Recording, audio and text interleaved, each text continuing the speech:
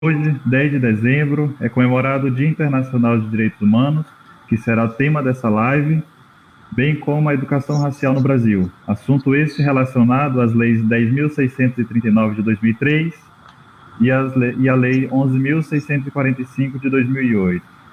Aproveito para agradecer aos ouvintes desta live e peço que deixem seu like, se inscrevam no canal do senador Paulo Paim, pois toda semana são publicados vídeos ligados aos direitos humanos, mundo do trabalho, saúde, cenário político atual e temas de grande relevância.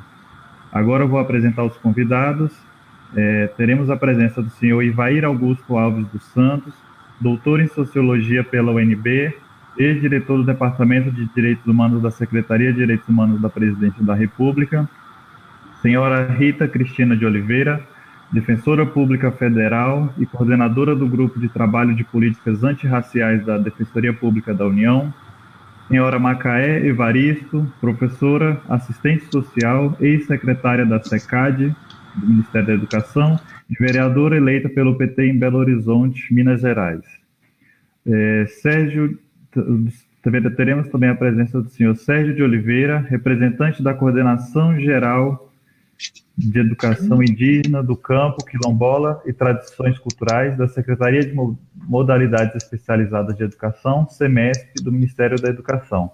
E o senador Paulo Paim, presidente da Comissão de Direitos Humanos e Legislação Participativa do Senado Federal, a quem eu passo a palavra para dar início a esse debate. Bom dia a todos e a todas. Peço desculpa porque tive que mudar o horário das 10 para as 11 por um problema de conexão aqui na minha internet. Mas tudo resolvido. O Clériston, que é um funcionário da Comissão de Direitos Humanos do Senado da República, ele vai controlar os tempos e, se necessário for, ele entra com a plaquinha avisando a hora da conclusão. A intenção é eu faço uma introdução de 5 a 6 minutos, e depois cada um fala também no mesmo tempo, depois uma segunda rodada e todos falarão de novo no seu entendimento do que está sendo o debate e podemos apontar ali para as conclusões finais. Toda live, eu sempre digo que é no máximo 1h30. Eu já estou sabendo que a nossa querida professora Macaé tem que sair mais cedo. Então, eu só vou fazer a minha introdução, né, do tema, sabendo que o Clério já citou aqui um pequeno currículo de cada um de vocês. Eu vou direto, então, na minha fala. Em 10 de dezembro de 1948, quando a Organização das Nações Unidas adotou a Declaração Universal dos Direitos Humanos, o mundo acabara de vivenciar a barbárie da Segunda Guerra Mundial, evento catastrófico que dizimou parte grande da população do planeta. Cerca de 70 milhões a 85 milhões de pessoas perderam as vidas. Hoje, 10 de dezembro de 2020, celebramos essa data tão especial e simbólica em meio a uma pandemia que já ceifou 1.545.000 vidas em todo o mundo. Somente o Brasil, quase 180 mil vidas perdidas. Passados 72 anos, é possível vislumbrar o que o mundo evoluiu, mas existe uma grande oscilação de valores. Direitos humanos é garantir e respeitar na prática o direito à vida, à liberdade, à educação, ao trabalho decente, sem assédio moral ou sexual. É o fim da violência contra meninas e mulheres, é o respeito aos mais velhos e a qualquer etnia, crença, orientação sexual, combatendo todo tipo de preconceito, racismo, enfim, liberdade, liberdade, como está na minha camiseta. E a educação ajuda essa liberdade. Por isso estamos hoje aqui. Direitos humanos precisa ser para todos, crianças, adolescentes, mulheres, homens, idosos, negros, brancos, amarelos, índios, quilombolas, pessoas com deficiência, LGBTI+. Temos que amar um aos outros, como diz a grande professora, filósofa e ativista Angela Davis, que diz: precisamos falar em libertar mentes, tanto quanto falar em libertar a sociedade. Eu acredito que esta libertação ocorrerá por meio da educação. O caminho transformador Precisamos de uma educação que nos ensine que todos nós somos iguais e que a cor da pele e a religião e outras identidades não são fatores para um ser humano humilhar, menosprezar, violentar ou matar o outro. Avançamos ao conquistar a aprovação da Lei 10.639 de 2008, modificado pela Lei 11.645 de 2008, que estabelece diretrizes e bases da educação nacional, para incluir no currículo oficial da rede de ensino a obrigatoriedade da temática História e Cultura Afro-Brasileira e Indígena. Lembro que em 1995 já apresentava esse projeto, apresentei lá na Câmara Federal, quando era deputado, a proposição de lei que seria o embrião da Lei 10.639. Projeto lá aprovado na Câmara naquela época, encaminhado ao Senado, mas foi arquivado, infelizmente, por circunstâncias que não vale tempo, não vai nos perder o tempo aqui para falar agora, foi arquivado em 1995. Certamente por questões políticas burocráticas, consideradas importantes para alguns na época, não na nossa ótica naturalmente. Somente com o esforço de alguns outros políticos e políticas e do movimento, mas respondendo também à pressão do movimento negro, a referida lei recebe-se um grande impulso com a aprovação de março de 1999 do projeto de lei reformulado pelos então deputados, correndo aqui minhas homenagens, Ben-Hur Ferreira e Esther Grossi, essa do Rio Grande do Sul. A legislação é pouco trabalhada, infelizmente, no Brasil. Nós vamos ver que praticamente somente 25% dos municípios brasileiros aplicam na íntegra o que manda a lei. Assim, com essas preocupações, vamos iniciar aqui o debate.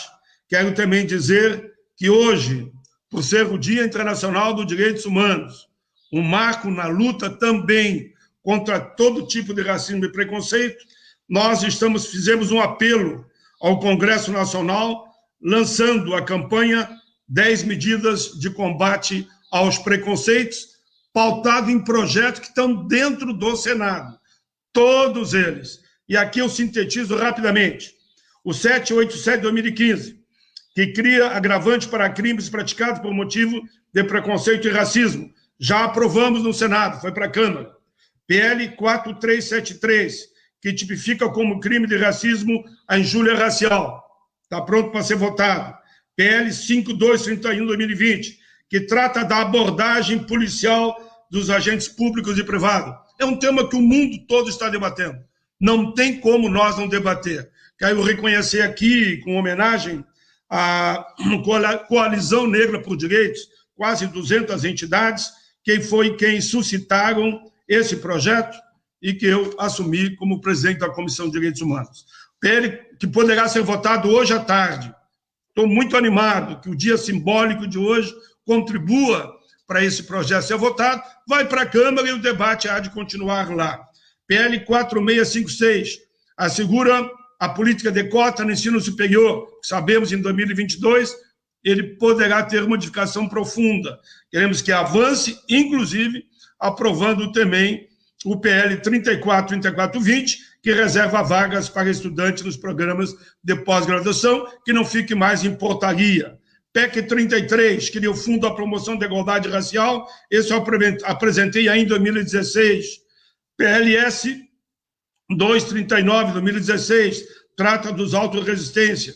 PL 5404, de 2020, que classifica como crime qualificado, crime hediondo, homicídio ou feminicídio praticado por razão de raça, cor e etnia. PLS 214, de 2010, que apresentei lá em 2010, veja, passaram 10 anos, que cria o auxílio estudantil para os alunos carentes. Baseado na minha própria história, eu fui aluno técnico do Senai, eu tinha uma bolsa correspondente a um salário mínimo, ali que eu alavanquei a minha vida, saí de vendedor de frutas da feira em Porto Alegre, e aí deslanchei com aquele curso técnico. Valorizo muito o ensino técnico. Por fim, PRS 5520, onde criamos, então, uma vez aprovado, o selo Zumbi dos Palmares, aos municípios que adotarem políticas públicas destinadas ao combate ao racismo e a todos os preconceitos, inclusive no mundo do trabalho. Implementação da Lei de 6.139, que aqui eu falei da importância da valorização dessa lei na sala de aula de todo o Brasil. Eu chego a dizer, tem que ser do jardim de infância à universidade, que há muito marmanjo aí que não entendeu ainda que a capacidade de um homem e de uma mulher não se mede pela cor da pele. E, por fim, a criação da Frente Parlamentar Mista Antirracismo no Congresso Nacional. A aprovação da Subcomissão de Combate ao Racismo, uma subcomissão de combate ao racismo na CDH que eu presido. E o último, oriundo da Câmara dos Deputados, foi ontem aprovado na Câmara o texto da Convenção Interamericana contra o Racismo. O que nós queremos? Que o Senado rapidamente aprove e ratifique, então, o texto da Convenção Interamericana contra o Racismo.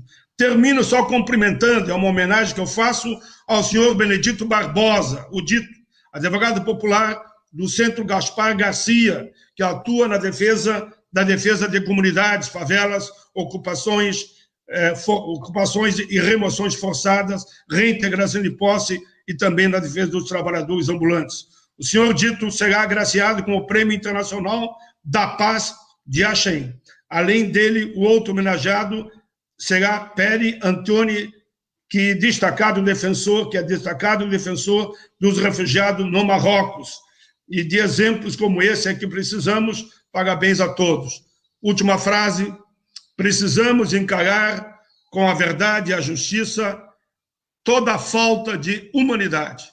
Precisamos avançar nas políticas humanitárias. Enfim, nos preocupa muito a situação do Brasil, onde quase todos os dias eu tenho que usar a tribuna do Senado para falar de alguém que foi assassinado, negro ou negra. E, claro, que falarei de outros também que tiverem nessa situação. Essa preocupação assola diretamente as vidas negras, indígenas, de nossas crianças, muitos que são fuziladas quase diariamente, infelizmente, pelas forças da repressão. Termino só dizendo, vida longa às políticas humanitárias, vida longa ao Dia Internacional dos Direitos Humanos. Agora é com vocês, falei até demais. Eu, de imediato, passo a palavra à nossa convidada, que tem um compromisso em seguida, a nossa querida professora Macaé Evaristo.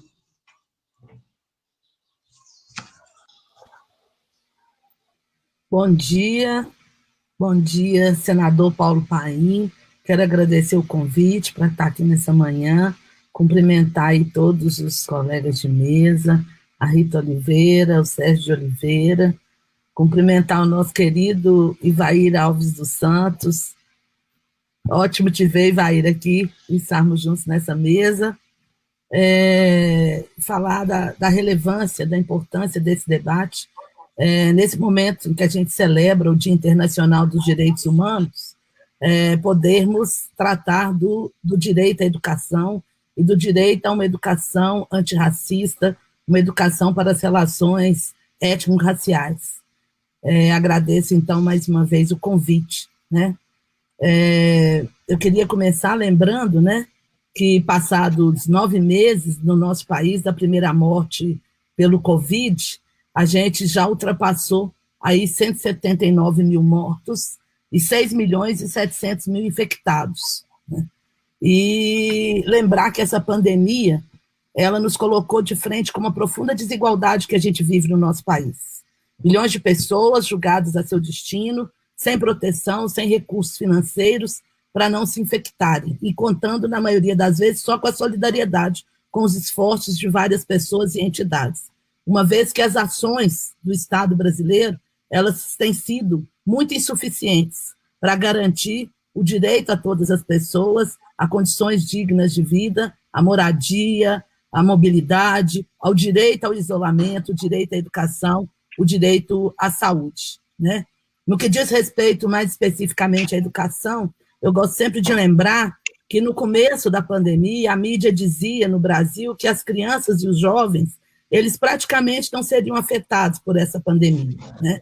Entretanto, o que a gente viveu desde março, logo após se decretar o isolamento na maioria dos estados e municípios brasileiros, foi o fechamento das escolas e nós deixamos 48 milhões de estudantes da educação básica sem acesso à educação. Ora, a gente sabe que a escola é um bem público, né? E que no Brasil, 80% da população que frequenta a educação básica está na escola pública. Mas essa escola pública ela vem sendo construída, né, como um direito por uma ampla pressão dos movimentos sociais, e aí eu quero destacar o movimento social negro, né, que ao longo de todo o século XX denunciou e lutou para que esse direito humano ele fosse ampliado para que mais pessoas pudessem frequentar a escola e com mais anos de ensino obrigatório. Vale lembrar que a nossa população foi proibida de acessar a escola na primeira Constituição da República. Portanto, o direito à educação é uma conquista da sociedade brasileira e a sua oferta é um dever do poder público. Pensar a educação como direito, eu quero lembrar aqui do professor Miguel Arroyo, e a gente também lembrar que a pedagogia ela nasce colada a uma crença, né? Que é a crença de que o humano é possível, que todo ser humano é educável. Então, ao celebrar o Dia Internacional dos Direitos Humanos, nós, educadores, reafirmamos a crença política de que todo cidadão é educável. E é essa crença que mobilizou a pedagogia e que mobilizou a docência. A educação como direito de todo cidadão, dever do Estado. Mas a gente não quer qualquer educação. Nós lutamos por uma educação emancipatória, por uma educação antirracista, por uma educação não transfóbica, por uma educação que respeite o direito das mulheres e, como está escrito na Lei 10.639 de 2003, uma educação que inclua nos seus currículos a história e cultura dos africanos e dos afro-brasileiros, né? Uma importante ação afirmativa curricular que, em 2003, depois de muitos anos de luta do movimento negro, nós vimos se tornar realidade na legislação brasileira.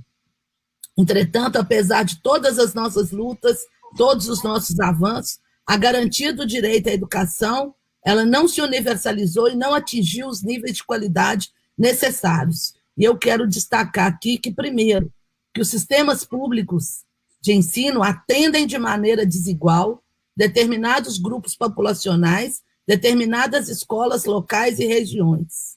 E eu quero destacar aqui que a SECADI, né, quando ainda existia, né, falava fortemente das políticas para redução educacionais, focalizando esses sujeitos coletivos, em especial as populações indígenas, os povos do campo, as crianças e pessoas com deficiência, a população negra, a população quilombola, né?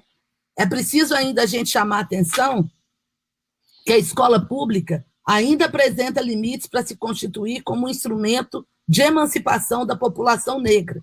Como bem nos lembrou o senador Paulo Paim, né? A implementação da Lei 10.639 ainda não era uma realidade para o universo, para o conjunto, para a totalidade das escolas públicas no país. Ainda que a gente considere o avanço que tivemos nos governos do campo democrático e popular, ampliando a formação de professores para essa agenda, investindo na criação dos núcleos de estudos afro-brasileiros e indígenas, avançando na implementação de cotas nas instituições de ensino superior, bem, com uma agenda de financiamento para a formação de professores e professoras, né? Entretanto, desde 2016, a educação pública tem sido fortemente atacada por cortes orçamentários e ataques a vários de seus princípios, entre eles a laicidade, a liberdade de aprender, de ensinar e de pesquisa. E a pandemia, né, veio acentuar essa situação que já estávamos vivendo. Eu quero lembrar aqui que nós tivemos, em 2016, aprovado a Emenda Constitucional 95, que congelou investimentos para a educação, para a saúde, para a assistência, para os próximos 20 anos. E isso quebrou, de certa forma, a estruturação do Plano Nacional de Educação, um plano que foi constituído por meio da construção de conferências municipais, conferências estaduais, Conferência Nacional de Educação, com ampla participação popular, né? A questão é que a pandemia, além, né, de todos esses ataques que a escola pública vinha sofrendo, ela deslocou o movimento, a responsabilidade pela educação das crianças, jovens e adultos para o espaço das famílias. E aí eu quero lembrar aqui de uma pesquisa do Instituto Ayrton Senna e da Open Society, com base na PNAD, que aponta o seguinte: 55 milhões de brasileiros vivem abaixo da linha da pobreza, que significa 1/4 de toda a população. Na faixa etária dos 6 a 19 anos, que deveriam estar, as crianças e jovens que deveriam estar na educação básica, são quase 40%, ou seja, são 15 milhões compostos pelos mais pobres do Brasil. Entre os estudantes de 6 a 19 anos que frequentam a escola, quase 20% não têm acesso à internet, e se considerar os mais pobres, a rede não chega a metade dos domicílios, segundo essa mesma pesquisa. E esses dados, eles pioram quando a gente considera a situação das meninas e das jovens, cujas responsabilidades domésticas e o cuidado com os irmãos mais velhos acabam caindo em suas mãos e agravando essa situação. Também entre as populações indígenas, quilombola, as pessoas, crianças e jovens com deficiência e alunos da EJAS, trabalhadores pobres e com baixa qualificação. Então, senador, nessa data, né, em que a gente marca 72 anos do Dia Internacional dos Direitos Humanos, eu gostaria muito da gente estar trabalhando e a gente estar propugnando, né, por avanços de medidas de implementação do Plano Nacional de Educação, que estivessem mais ligadas à permanência das crianças na escola, a uma trajetória escolar sem interrupção, à melhoria da aprendizagem, mas, infelizmente, cabe aqui a gente retomar algumas agendas que estavam previstas no Plano de Ação de Durban e que não foram efetivamente realizadas e que, nesse momento, a gente precisa retomar. Primeiro, a igualdade de acesso à educação para todos e para todas, na lei e na prática. O que a gente viveu nesse país, nesse ano de 2020, é que as propostas implementadas por muitos municípios e estados, elas passaram pela mediação tecnológica e, de cara, elas já deixaram milhões de estudantes no nosso país sem acesso à educação. Então, esse ponto é um ponto fundamental, né? A gente precisa implementar uma escola antirracista, mas implementar uma escola antirracista passa necessariamente por garantir o direito de todas e todas ao acesso à educação, né? Além disso, a pandemia, ela nos alcança num tempo muito forte de ataques à pedagogia e à docência, e, consequentemente, de ataques à infância e adolescência pobre, negra, das periferias que chegam às escolas. Nós vivemos tempos de uma brutal segregação social e racial expressa no número de crianças e jovens assassinados pela omissão e ou ação do Estado brasileiro, né? Como diz a doutora Nilma Lino Gomes, não é possível mais falar sobre democracia, criança, infância e direitos enquanto não chorarmos e nos indignarmos pelo assassinato de nossas crianças. É preciso que parem de matar as pessoas negras, sejam elas adultas, crianças ou jovens. E eu termino aqui, senador, desejando que os projetos enunciados pelo senhor na abertura dessa live prosperem nessa casa legislativa e que se faça justiça racial em nosso país. Muito bem, meus cumprimentos, querida Macaé Evaristo, professora, assistente social, ex-secretária do SECAD-MEC e vereadora eleita. Nossos cumprimentos, viu? Obrigada, senador. Pela palestra e pelo resultado. É uma inspiração para nós nessa luta. Você será referência, com certeza, na Câmara de Vereadores para que outros e outros jovens, brancos, negros, índios, entendam a importância da política. Seja bem-vindo. Parabéns para você, viu? Vamos lá. Agora eu passo a palavra, eu vou resumir, porque já foi lido um pequeno currículo, a Ivair Augusto Alves dos Santos, doutor em Sociologia pela UNB e ex-diretor dos Direitos Humanos, da Secretaria de Direitos Humanos.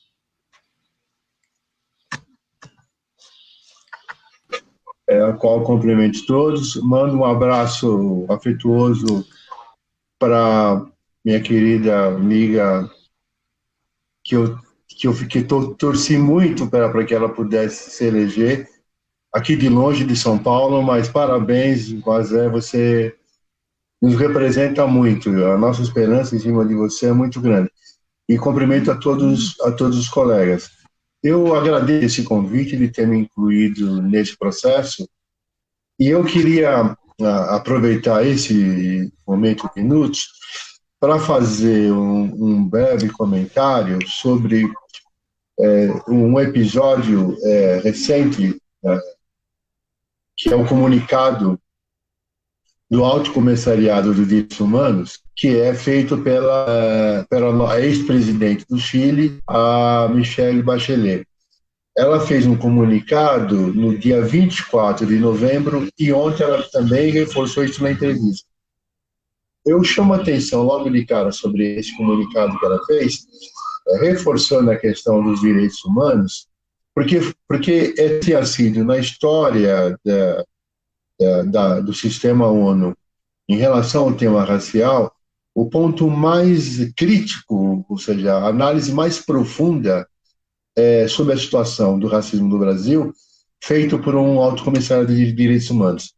Eu lembro aos colegas, ou seja, que desde 1970, quando o Brasil começou a apresentar os primeiros relatórios sobre a situação de racismo no Brasil, até hoje, a gente nunca tinha recebido até então uma crítica tão dura como a nossa Michelle Bachelet fez em relação à situação do racismo no Brasil. Ela tem 2 pontos que ela chama a atenção da existência de dados oficiais sobre o racismo no Brasil nessas últimas décadas, ou seja, ela dá uma resposta clara ao presidente da República, ao vice-presidente, que afirma que não há racismo no Brasil. Então ela pontua e diz, olha, nós temos dados oficiais de muitas décadas sobre o racismo no Brasil. Esse é um ponto importante. Outro ponto importante é o reconhecimento do racismo estrutural na sociedade brasileira, que é um fato também novo, ou seja, né?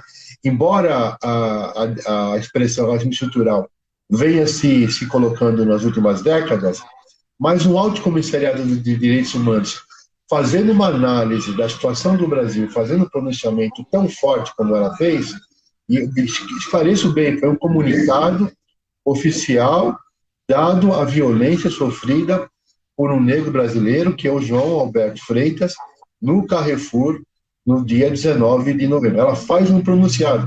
Então, ela faz um pronunciado oficial e, nesse pronunciado, ela condena as ações que o Brasil vem desenvolvendo em relação a isso. E ela tem mais, ela faz um pronunciamento e ela diz o seguinte, que o compromisso de respeitar direitos humanos não é só do Estado, não. As empresas também têm que se comprometer em implementar os direitos humanos. Eu abro com essa fala, porque é uma fala importante, histórica, ou seja, né, nós há um dia antes ontem, quando ela faz o pronunciamento, ela faz a entrevista dela, que é uma entrevista anual, na véspera do dia de celebração dos direitos humanos, ela reforça essa ideia de que o Brasil aí passa por um processo de não reconhecimento do racismo no Brasil. Mas ela diz, é preciso avançar nesse processo.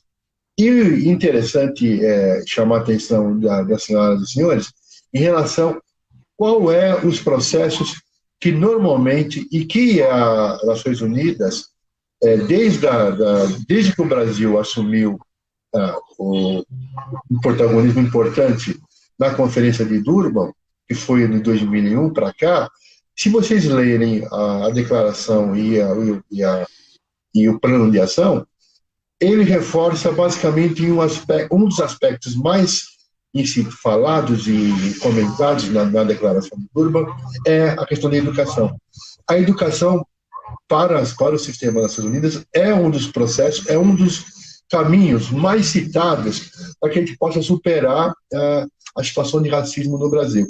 A diferença hoje é que ela também continua falando que a educação é importante ser citada e ser colocada como um processo que o Brasil tem que enfrentar o racismo de hoje, é que ela também culpabiliza as empresas. Até então, o Estado era o único responsável. Hoje não, as empresas também têm que ser responsáveis por esse processo. Como está num grande debate hoje, um debate que está se estendendo no seio da comunidade negra em relação às empresas, às multinacionais, à Bolsa de Valores, que efetivamente não cumpre os direitos fundamentais de respeito à população negra, a Bolsa de Valores é uma bolsa branca do século passado e que não respeita. Então é bom lembrar o seguinte, que o Alto Comissário de Direitos Humanos está olhando para nós brasileiros.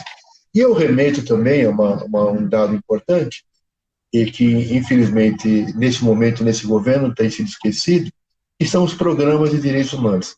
Eu lembro que o Brasil teve um Plano Nacional de Direitos Humanos, que foi lançado em 1996, e depois teve programas 2 e 3 de direitos humanos feitos. Esses programas de direitos humanos foram apresentados como documentos que o Brasil assumia compromisso de respeitar. Isso também foi esquecido. E aí a minha colega já disse anteriormente, a questão da Lei 10.639. A Lei 10.639, eu queria chamar um aspecto importante. Ela também é reforçada no Estatuto da Igualdade Racial, que esse ano comemorou 10 anos da sua implementação. Então, o Estatuto da Igualdade Racial tem 10 anos de existência e também esse ano é um ano de celebração dessa conquista importante. Eu digo que é importante porque muita gente minimizou o papel do Estatuto, mas quando precisou reforçar os argumentos jurídicos para submeter as ações da Magazine Luiza, o argumento jurídico que foi buscado pelos defensores públicos para apoiar a ação da Magazine Luiza, que fez aquela ação importante de garantir 100% dos trainees negros, ela foi buscar no Estatuto da Igualdade Racial. A racial serviu de referência para esse processo. Então, a gente precisa ter clareza que essa conquista é uma conquista importante. Eu quero também chamar a atenção para um outro fato que coincidente também, mas que também tem sido muito pouco explorado. Os senhores e as senhoras sabem que em 2000 houve a conferência preparatória da América Latina, ela ocorreu no Chile. Ou seja, o Chile foi o país onde nós realizamos a conferência preparatória para participar da Conferência Mundial. Esse ano faz 20 anos dessa Conferência do Chile. E, evidentemente, o Brasil deveria, naquela época, ter recebido a grande conferência regional. Por questões políticas e por questões de receio da situação do país naquele momento, ocorreu no Chile. E esse ano, ou seja, 2020, se celebra 20 anos daquela conferência. Essa conferência foi importante porque quando nós fomos para participar da conferência na África do Sul, em Durban, em 2001,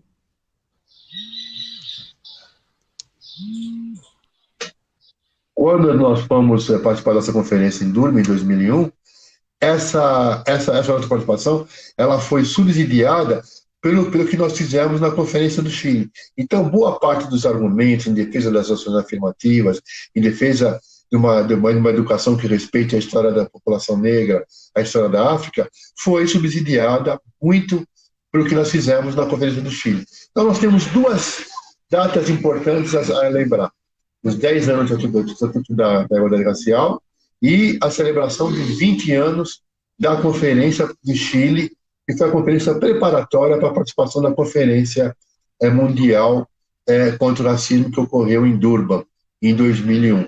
E eu aproveito para dizer o seguinte, um dos aspectos que eu tenho me debruçado e compartilhado com meus colegas é a preocupação com a educação, mas um aspecto que está nos deixando muito, muito impactado, ou seja, a pandemia impactou de forma desigual, ou seja, não precisamos repetir os dados que têm sido dados, ou seja, da falta de acesso à internet, as pessoas não têm um computador, não têm um celular de qualidade, muitas vezes os lugares onde elas estão não têm. Então, para você implementar uma educação à distância, para boa parte da população negra, é praticamente inviável, ou seja, né? E isso vai representar um distanciamento no acesso à educação de boa parte da população do Brasil. Mas, para além disso, há um outro aspecto que eu queria aproveitar para reforçar nesse momento. É a questão da evasão escolar.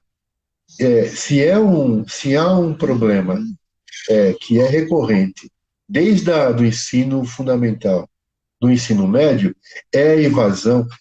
Alguns colegas dizem que nem a evasão, é a expulsão do negro na escola. Ou seja, quando o ensino fundamental já começa a haver uma certa expulsão. As condições são muitas explicações.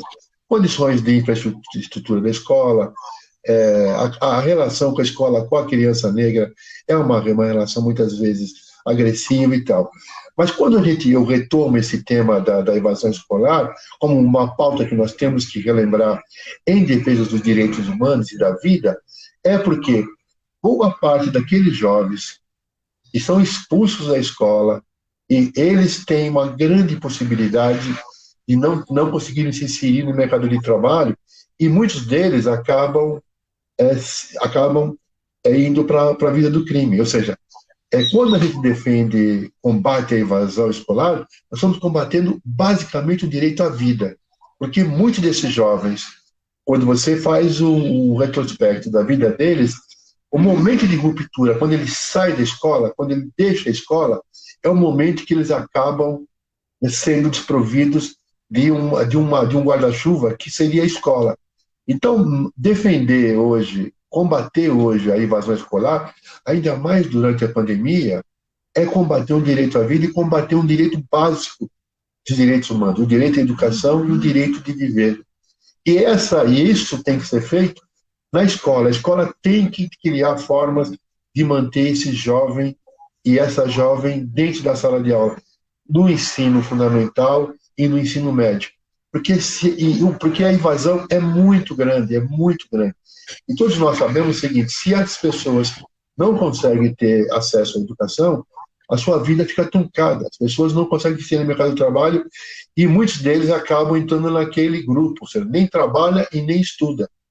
Essa situação da educação, ela tem muito a ver com a falta de um olhar mais cuidadoso em relação aos problemas efetivos que hoje, infelizmente, o MEC não vê. Ou seja, parece que o MEC está em outro planeta, né? Ou seja, viver uma pandemia, você não tem uma ação concreta em relação a essa população.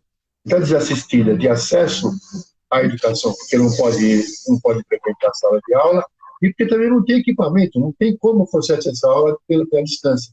E isso, o meu receio é que aumente a evasão escolar. Aumentando a evasão escolar, nós teremos mais um problema. Como trazer de volta esses jovens negros e negras que estão sendo expulsos da escola? Ou seja, né, nós estamos criando um sistema em que a desigualdade será maior. Não só entre o ensino privado e o ensino público, mas aqueles que tiveram acesso ao ensino à distância e aqueles que têm um ensino de qualidade. Ou seja, os indicadores no campo da evasão escolar são muito grandes. Então, eu queria terminar essa minha pequena intervenção inicial chamando a atenção para esse aspecto. Nós devemos lutar pela implementação da 10.639 todos os dias, devemos lutar pela implementação do Estatuto da Igualdade Racial todos os dias, mas devemos também começar a combater aquele problema diário do racismo estrutural aprofunda, que é a evasão das nossas crianças e dos nossos jovens da escola. Muito obrigado, senador. Muito obrigado, colegas, e aqueles que estão me assistindo. Meus cumprimentos, querido Ivair, que conheço há muito tempo, uma história bonita que orgulha também a todos nós. Ivair Augusto Alves dos Santos, doutor em Sociologia pela UNB e ex-diretor do Departamento de Direitos Humanos da Secretaria de Direitos Humanos da Presidência da República. Meus cumprimentos. Não precisa nem comentar, já fizemos live aqui também da Bolsa de Valores, a Educafro foi muito contundente, estamos esperando ainda os encaminhamentos que demos a partir daquela live. Você tem toda a razão, as empresas têm que se comprometer. Sabe que esses dias eu vi num programa de TV uma especialista em RH, né? Ela dizia que algumas empresas estão procurando para ver essa questão dentro das empresas. Da primeira pergunta que ela fez foi o seguinte: quantos negros tem a tua empresa? Ele diz: não sei. Qual é a diferença de salário que existe entre negros e brancos? Não sei. Quantas mulheres negras tem aqui dentro? Não sei. Ele: bom, então tu me chamou, qual é certo? Eu vou pesquisar e vou te dizer. Daí ele voltou e disse, ela, né, voltou e disse: os piores postos de trabalho aqui são dos negros. Na mesma função, eles ganham praticamente a metade. Mulheres, então, são destinadas aqui a ganhar praticamente 1/3 do que ganha um branco na mesma função. Ele ficou perplexo, mas se comprometeu a esse trabalho para mudar. Eu espero que essa versão, pelo menos ele foi muito honesto, e ela assim ela falou, que haja uma mudança do empresariado brasileiro, como você coloca. O combate ao racismo é dentro de casa? É dentro de casa. É na sala de aula? É na sala de aula. Mas também é no mundo do trabalho. Por isso que um dos pontos que a gente coloca é combater o racismo também no mundo do trabalho. Meus cumprimentos. Mas eu estou falando demais. Agora, nós temos que a palavra vai com muita alegria para a doutora Rita, que a gente já conhece, da sua bela caminhada em defesa das políticas humanitárias. Doutora Rita Cristina de Oliveira, defensora pública federal e coordenadora do Grupo de Trabalho de Políticas Étnico-Raciais da DPU. O tempo é seu, por favor, doutora. Bom dia, quase tarde já, bom dia a todos. Obrigada pela oportunidade, senador Paim, de estarmos mais uma vez juntos, conversando, né, debatendo sobre as questões raciais que nos são tão caras. Me lembro que há um ano atrás, nessa mesma data, estávamos juntos no plenário do Senado, numa sessão solene, muito importante, muito reflexiva, né, sobre a data do Dia Internacional dos Direitos Humanos, e me lembro que o senhor fez um gesto muito emocionante no final dessa sessão, de homenagem, né, aos mortos naquela chacina, né, de Paraisópolis. E estamos aqui de novo, né, diante de mais um fato trágico e outros tantos que somos todos os dias comunicados. E eu trouxe uma fala hoje um pouco reflexiva do tamanho do nosso desafio, né, em relação à questão da educação. Eu tenho que pensar, para a gente poder, inclusive, se abastecer, né, suficientemente para enfrentar esses desafios, a gente tem que pensar o que significa a educação em questões raciais, enquanto luta emancipatória, né? E aí a gente tem que pensar que a educação, ela foi e é utilizada em grande medida como uma base do projeto nacional, né, do projeto de formação nacional, em que o racismo é a principal e grande engrenagem. O projeto educacional, ele pode ser lido, né, historicamente, como responsável pela parte essencial de cristalização e consolidação do racismo, que tem, né, como sua fundação, uma base ideológica.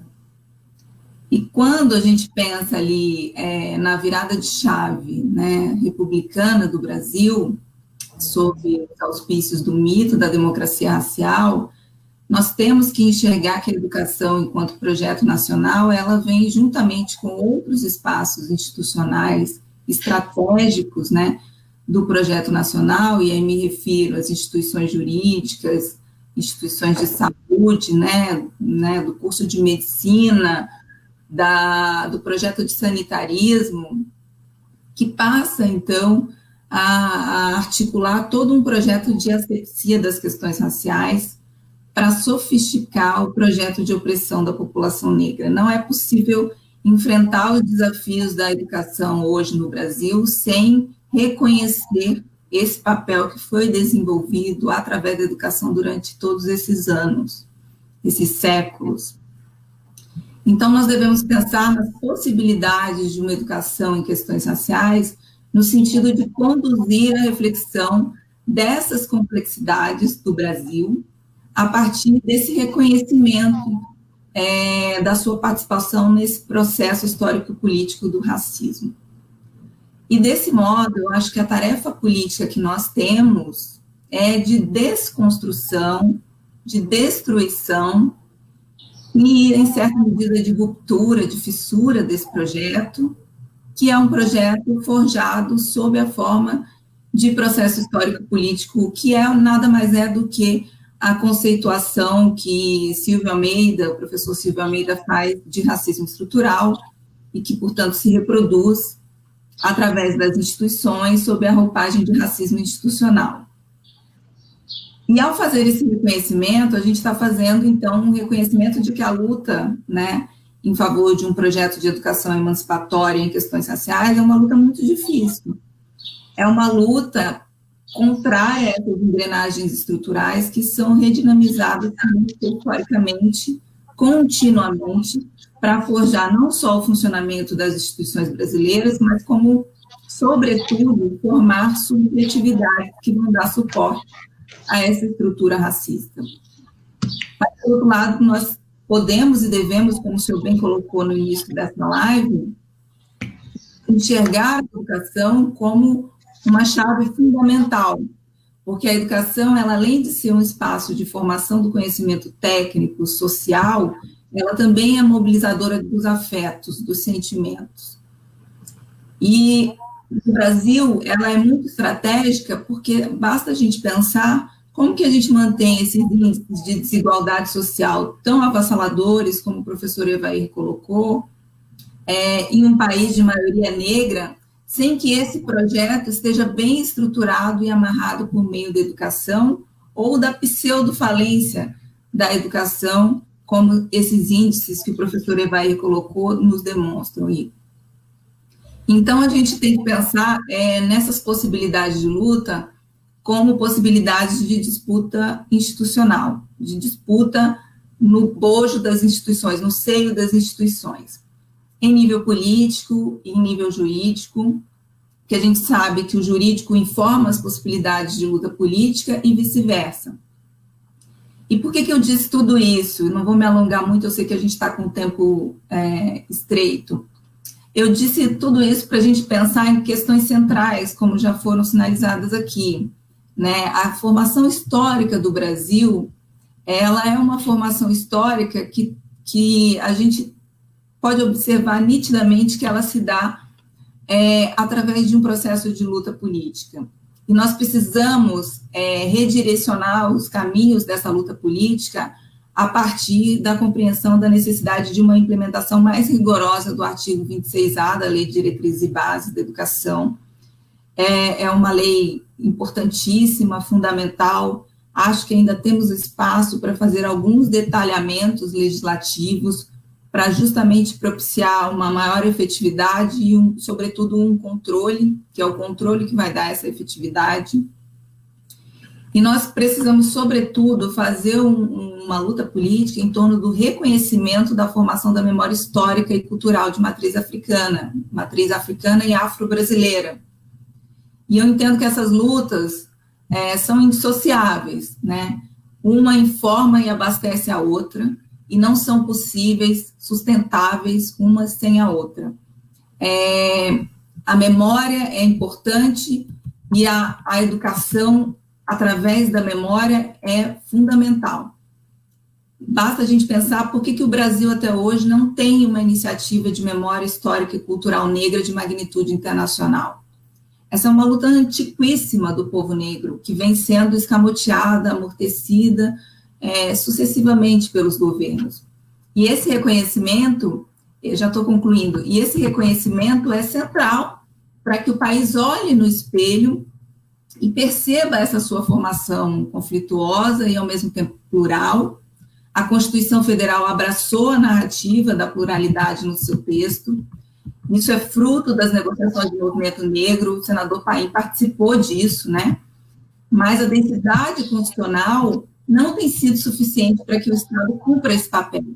E isso se dá muito fortemente porque as elites políticas brasileiras sempre levantam seus temores em torno da pluriversalidade, que a gente sabe que se contrapõe a esse ideal de humanidade única, universal, né, consagrada nessas idealizações em torno da agenda dos direitos humanos. E nesse ponto nós também temos que enaltecer o papel das ações afirmativas para fazerem fissuras nesses espaços, né? Esse projeto ele tem que ser protegido, como o senhor disse também no início dessa live. Então, assim, nós temos que perceber aí também algumas estratégias de deslocamento do nosso campo de luta que já estão aparecendo muito fortemente, né, nessas tentativas de redução ou desmonte do Estado, né? À medida que a gente avança na luta política, a gente sente essas resistências. E no campo da memória, nós precisamos efetivamente lutar em vários espaços institucionais, políticos, jurídicos, econômicos, nós estamos aí no caso do Carrefour, cultural, né, sobretudo cultural, porque a gente tem uma importância enorme nesse espaço de mobilização dos afetos para enfrentar todos esses processos históricos de aculturação, assimilação, fetichização, que é um fenômeno contemporâneo, e a apropriação cultural que é imposto às manifestações afro-brasileiras. Quero terminar agradecendo muito a oportunidade de fala, dizer que estamos juntos em várias iniciativas, senador Paim, e a Defensoria Pública está à disposição para diversos trabalhos na implementação, fiscalização e fomento das políticas de igualdade racial. Muito obrigada. Muito obrigado, doutora Rita Cristiano de Oliveira, defensora pública federal, né? E é coordenadora do Grupo de Trabalho de Políticas Étnico-Raciais da DPU. Cumprimentar pelo conjunto da fala e dizer que inúmeras pessoas estão entrando aqui. Eu fico feliz quando eu olho aqui e tem a fotinha. Não é só pessoas negras, não. É muita gente branca e negra, todos concordando. Eu vou citar o sobrenome, Cristiane. É preciso capacitar os professores para uma abordagem correta desta questão nas escolas. E ela negra não é, pelo contrário, é loira, mas é um bom sinal. Estou mostrando que é possível, como disse o Martin Luther King, né, que brancos e negros caminhem juntos para construir um país para todos. Eu resumi aqui a frase dele, embora ele vai muito mais longe, claro, naquele belíssimo que marcou a época daquela caminhada sobre Washington, né? O mundo todo tem, eu li 10 vezes já, eu tenho um sonho. Então, meus cumprimentos pela sua fala e pelo trabalho que vocês fazem na Defensoria Pública, né? Vocês sabem que eu sou um admirador da Defensoria Pública, eu nunca nego isso, não nego. Eu falo o que eu penso, né? E por isso que muitas vezes, quando vocês pedem para a sessão no Senado, eu acabo apresentando o requerimento e vocês me dizem, agora presida, então. Eu que sonhei um dia ser defensor, sou um humilde senador, mas gosto do que eu faço, não nego, né? Tem que gostar do que faz, né? Acabo presidindo, muitas vezes, a sessão de homenagem ao trabalho belíssimo de vocês, que olham para os mais vulneráveis. Meus cumprimentos a todos. E agora, com enorme satisfação também, eu passo a palavra para Sérgio Oliveira, que é da Coordenação Geral de Educação Indígena do Campo, Quilombola e Tradições Culturais, da Secretaria de Modalidades Especializadas da Educação, SEMESP, no Ministério da Educação. Eu cumprimento você, Sérgio, que é muito bom, quando a gente convida alguém do governo, que fica, alguns pensam o seguinte, não, lá é o pessoal da oposição, aqui não é oposição coisa nenhuma, é a Comissão de Direitos Humanos do Senado, e aqui todos são bem-vindos para discutir políticas humanitárias, que é o que nós estamos fazendo hoje. Obrigado por ter vindo, Sérgio. Bom dia a todos, eu que agradeço, senador Paulo Paim, pelo convite.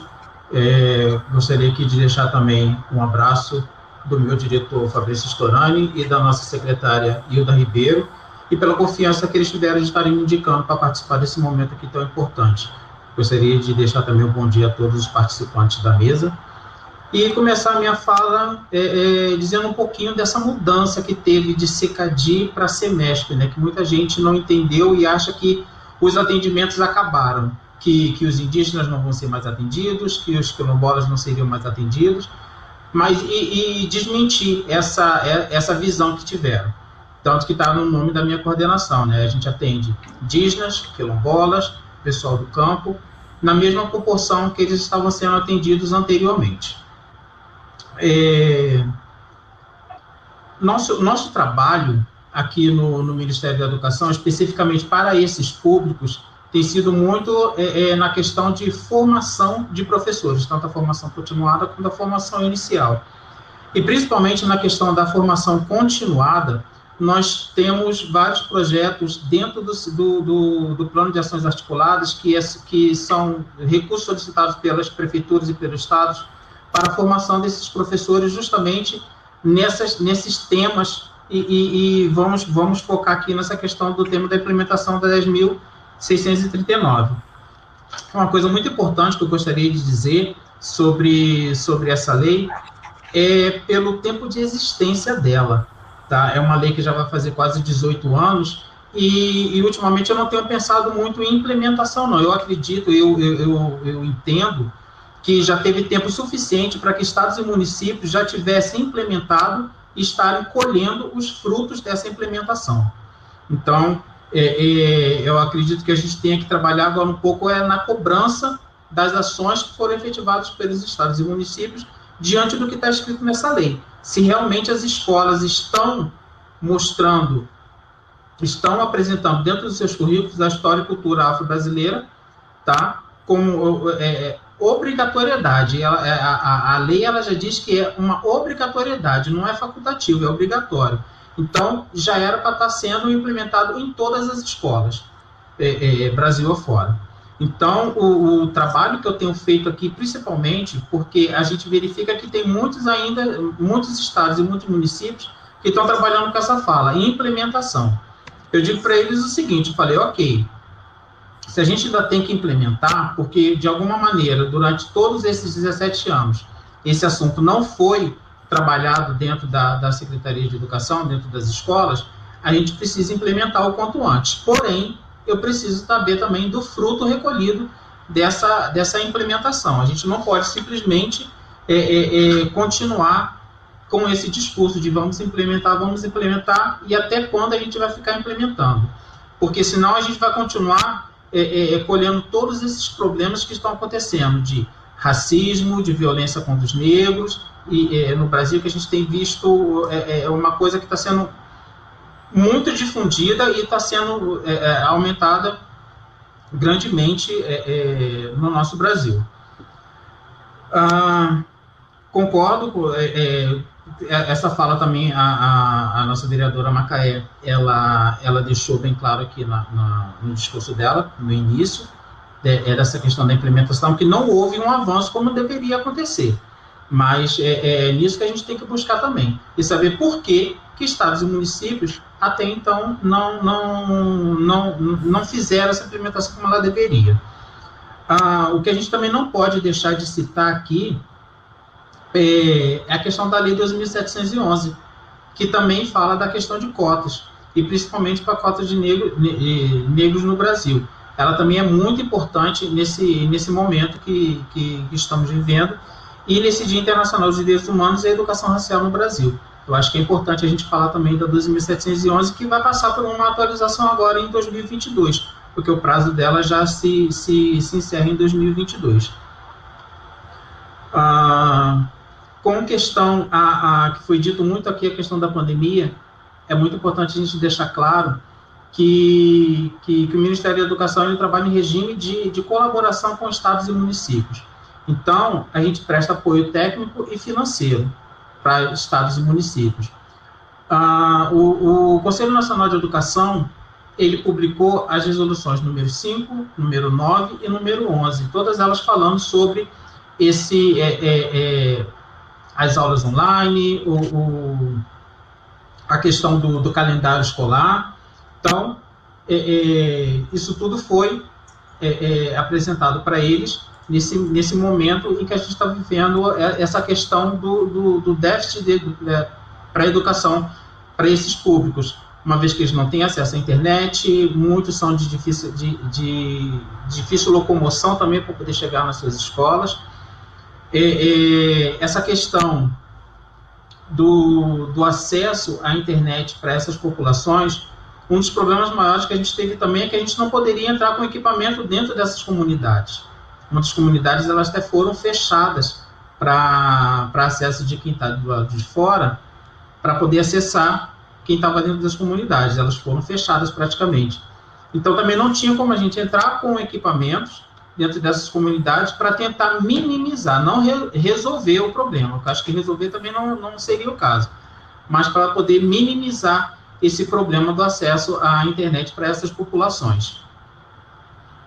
Nós tivemos muitos problemas também na questão das nossas formações iniciais e continuadas. Nós tínhamos todo um planejamento para poder trabalhar com as universidades, com os estados e municípios também, com as secretarias de educação. Porém, com a questão da pandemia, ficou aquela incerteza. Como que a gente ia realizar essa atividade? Recurso estava sendo disponibilizado para que eles pudessem fazer a formação, porém a gente não tinha essa condição na prática, tá? Porque a gente trabalha em regime de alternância. Para quem não conhece, o regime de alternância, em tempos o aluno ele vai para a universidade e em outros tempos o professor da universidade vai para dentro da comunidade. Então essa locomoção não poderia estar acontecendo para os professores. Então a gente se viu meio que impedido de realizar a nossa formação, essa nossa ação, no início do ano. Porém, agora com uma certa disponibilidade de acesso, nós já vamos começar a iniciar essa nossa formação. Então, neste momento, eu fiz uma fala bem rápida, também, de repente, já respondendo algumas questões que foram colocadas aqui. Gostaria de agradecer o convite e me coloco à disposição aqui para o que for necessário. Obrigado. Muito bem. Meus cumprimentos, Sérgio Oliveira, pelas suas ponderações, com muito equilíbrio, muita tranquilidade, e colocando o seu ponto de vista. Assim que caminha a humanidade, e que é assim que a gente fortalece a própria democracia.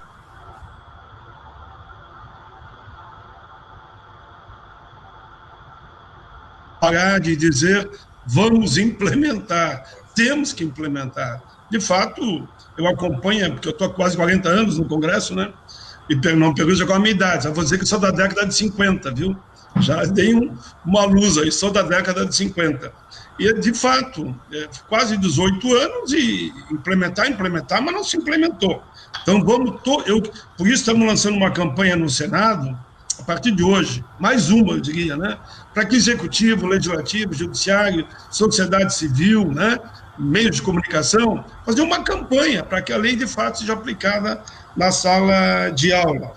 Você tem razão quanto às cotas. Está aí nos 10 pontos. Nós apresentamos um projeto para que as cotas sejam ampliadas por mais 10 anos. Digo isso porque as cotas não são, como eu sempre digo, uma atividade, na minha ótica, fim, mas sim meio. Eu sonho com o dia que eu possa dizer, não queremos mais cota no Brasil, como já chegaram nos Estados Unidos. Houve cota, me lembro sempre da Michelle, esposa do Barack Obama, né?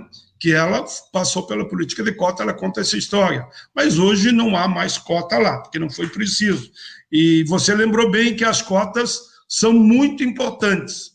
Eu participei diretamente nesse debate, fui ao Supremo, inclusive, que tinha aqui um senador negro e um branco. E eu fui defender, felizmente ganhamos de 10-0 numa audiência promovida lá pelo presidente Supremo. Mas as cotas, depois que elas foram adotadas no Brasil, nós já estamos hoje com 54% de negros e pardos nas universidades públicas. Claro que na privada deve ter em torno de, no máximo 10%. No máximo 10%. Eu sempre pergunto para amigos e até para filhos, quantos tem negro na tua sala de aula, universidade privada? Eles me dizem 1 ou 2. 1 ou 2. 1 ou 2. Então deve estar o quê? Universidade privada, eu acho que é em torno de, no máximo, 10%. Mas é muito importante avançarmos nas cotas, inclusive pós-graduação, né? Porque nesses pontos nós tocamos também. Mas agora nós vamos para a segunda rodada da nossa conversa, que está muito boa. Meus parabéns a todos, né? E vamos retomar. A Macaé tinha que sair, não sei se ela realmente saiu, ela tinha que sair. Tinha um compromisso, demos um tempo maior na fala dela. E agora vamos direto para você, meu querido amigo, eu diria, Ivair Augusto Alves dos Santos, que é doutor em Sociologia pela UNB. Bem, senador, eu fico feliz que todos nós aqui da mesa praticamente falamos o mesmo discurso, né, na questão da Lei 10.639 e tal, né? E eu acho que é importante que a gente continue falando sobre ela, porque ela talvez seja uma das grandes conquistas que nós tivemos na luta do movimento negro. E eu lembro um fato interessante. Numa conversa com alguns africanos, a gente costumava lembrar o seguinte: o Brasil talvez seja um dos únicos países do mundo em que criou uma lei e que cria a obrigatoriedade de ensino da história da África. Então, para você ter uma ideia, o Brasil, quando cita uma grande referência no sentido da educação antirracista, a Lei 10.639 desponta como a nossa referência maior. O problema é que a gente tem dificuldades, a questão da formação dos professores, ela tem que ser permanente, né? E o Conselho Nacional da Educação já tinha proposto, desde a aprovação das diretrizes de implementação, que era preciso haver um curso de formação de professores de maneira quase que permanente, ou seja, né? Era uma necessidade que nós tínhamos de que os professores não ficassem desassistidos sobre a informação de como fazer isso. Mas hoje, graças à internet, graças à ensino à distância, nós temos um mundo de informação que está colocado nas redes e que a gente possa se abastecer, possa se preparar em relação a isso. Não falta material nas redes sociais em relação a essa questão. Você pode recorrer ao Google, vocês vão encontrar muitas e muitas experiências.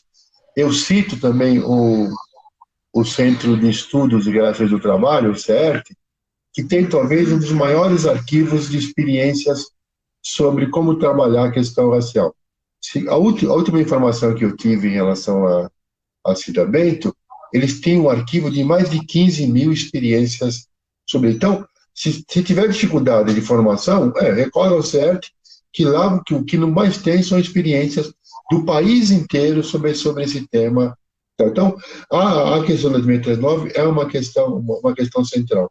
Eu agradeço também ao senador pela menção à questão das empresas, porque esse é um tema antigo para aqueles que militam no dia a dia contra o racismo, de como abordar e como trabalhar essa questão da questão antirracista nas empresas. O que eu percebo, e o senador é testemunha disso, nos anos 90, nos anos 80, já havia iniciativas de relação de como trabalhar essa questão. O problema é que boa parte das empresas ficaram basicamente assistindo as coisas acontecer. Enquanto o Estado, a gente conseguiu criar leis para garantir o acesso a concurso público, para garantir o acesso à universidade com cotas e tal, no serviço, no setor privado, a gente teve um silêncio de que, na prática, era uma cumplicidade com o racismo estrutural, ou seja, vamos ficar quietos, não vamos se mexer, enquanto ele não... O problema é que o racismo estrutural ele vai se perpetuar se a gente não tiver uma resposta por parte das empresas. Eu renovo aqui o meu apelo, que a B3, a Bolsa de Valores de São Paulo, abra uma discussão sobre isso. O Frei Davi, do CAFRO, o Hélio Santos, o pessoal do CAFRO toda, nós fizemos uma reunião com os funcionários da Educafro e de outras instituições ligadas à Bolsa de Valores. Agora, o presidente da Bolsa de Valores, ele continua silencioso em relação a essa questão. Enquanto o mundo está pegando fogo, ou seja, você tem um problema gravíssimo que ocorreu no Carrefour, e lembrando bem que a Carrefour também faz parte da lista das empresas da Bolsa de Valores, a Bolsa de Valores continua no silêncio. Recentemente, a Bolsa de Valores digital, a Nasdaq, dos Estados Unidos, colocou como um dos pontos a ser respeitados das empresas que querem fazer parte da Bolsa de Valores americana, que elas contratem negros e mulheres. Ou seja, lá já há pressão e tal. Eu aproveito também para fazer uma reflexão com os senhores e com a senhora seguinte. Vocês estão reparando como está ocorrendo a transição da presidência dos Estados Unidos com o presidente Biden? Vocês estão percebendo a diferença na incorporação de negros e latinos nesse processo? Eu fico pensando, vocês conhecem algum prefeito de cidade pequena ou grande que se aproxime um pouco dessa preocupação de incorporar?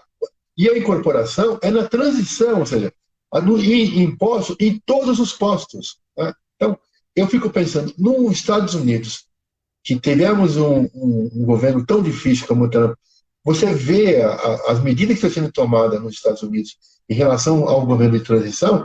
Eu trago essa questão para nós, né? Ou seja, que é uma questão também de direitos humanos. Esses prefeitos que vão assumir aí, eles estão antenados com a nossa realidade, que a população negra é mais da metade da população, e que nós temos direito de ocupar qualquer posto.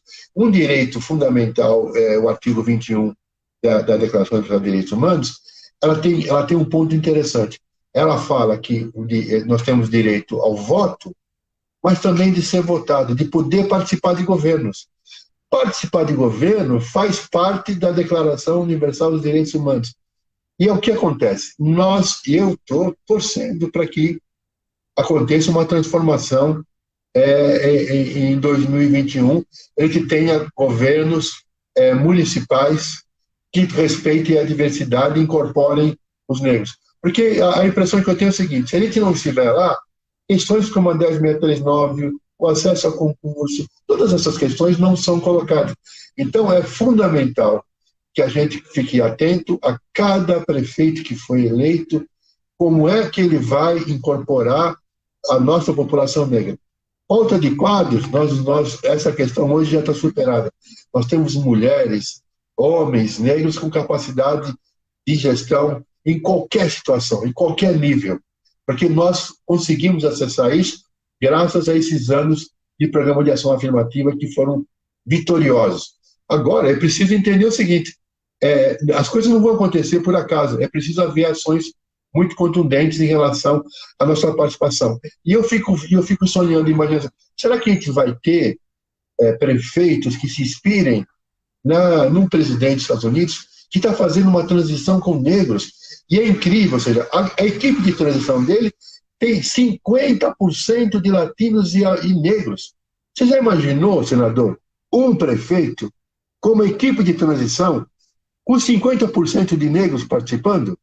É uma coisa, para nós, é um sonho, é uma coisa inimaginável. Ele está vendo num país que tem uma minoria, lá é minoria, os americanos têm negros na minoria, eles estão participando da transição em 50%. Eu fico imaginando aqui em São Paulo, uma transição com 50% de negros. A gente faz uma mudança substantiva na saúde, na educação, na habitação, no meio ambiente, porque esses programas vão impactar em nós negros. Eu acabo de ver aqui, ou antes de entrar na live, que no Rio de Janeiro morreram mais de 2.700 pessoas nas favelas. Esse número é maior do que 121 países. Quem se acha que está morrendo na pandemia? É a população negra.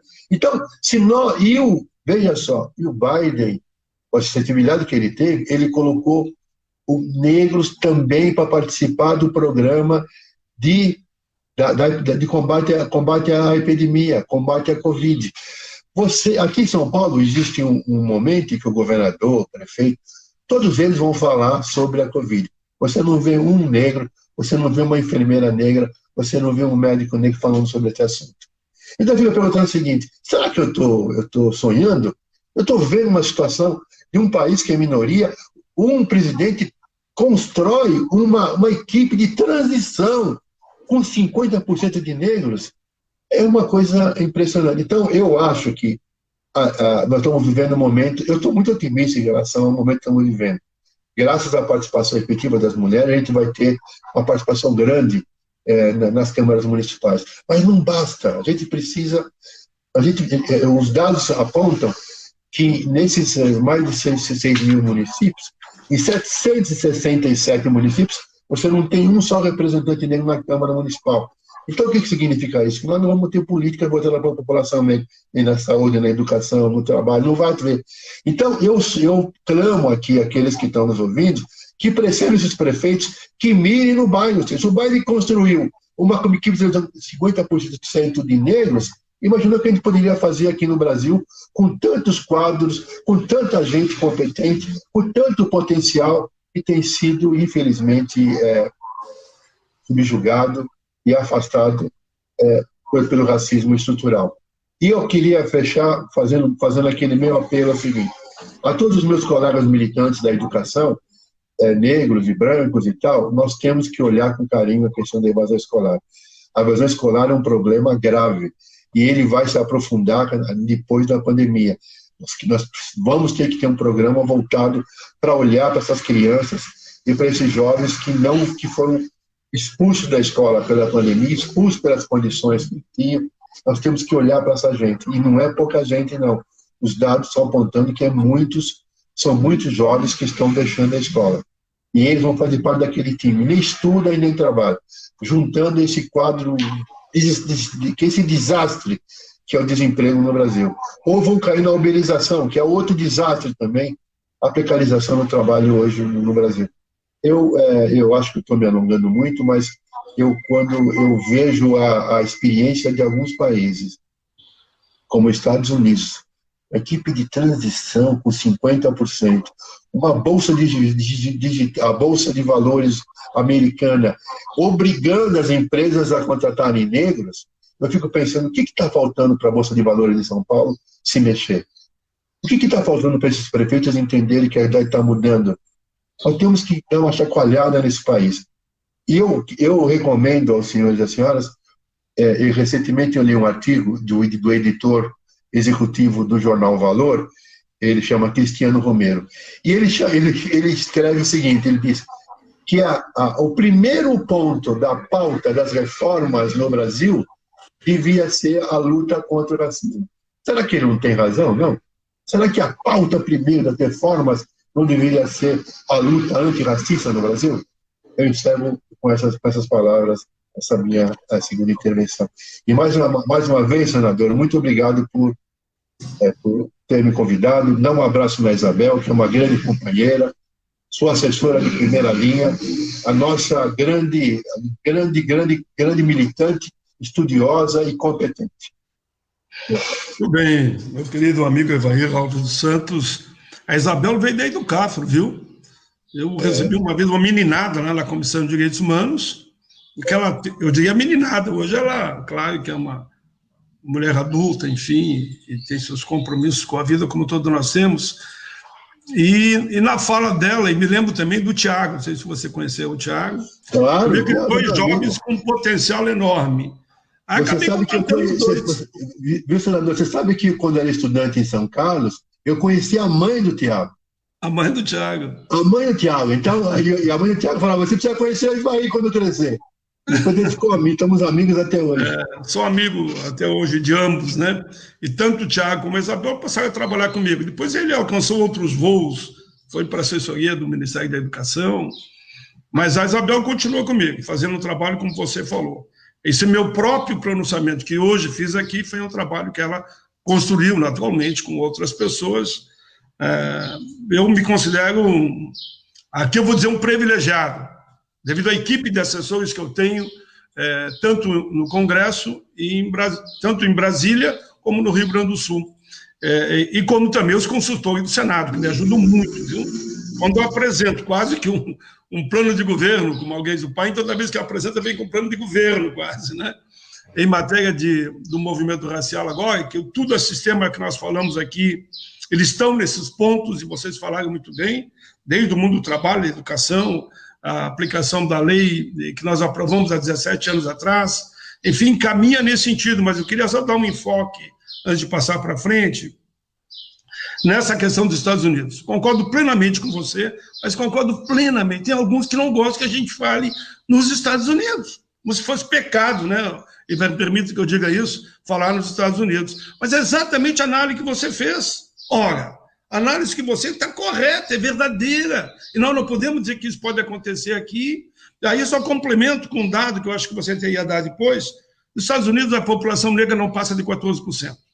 No Brasil, é 54%. Por isso que você colocou muito bem. Vai cair a ficha um dia nesse país para todos os partidos entenderem. É isso que você falou. A verdadeira reforma passa também, ou principalmente, como disse o jornal O Valor, por uma reforma no combate ao racismo, né? Então, meus cumprimentos pela fala, acho que você fechou aí muito bem esta visão. Muita gente vai ver essa live, pode saber. Não é tanto agora é alguma dezena, centena que seja. Mas depois milhares e milhares vão ver.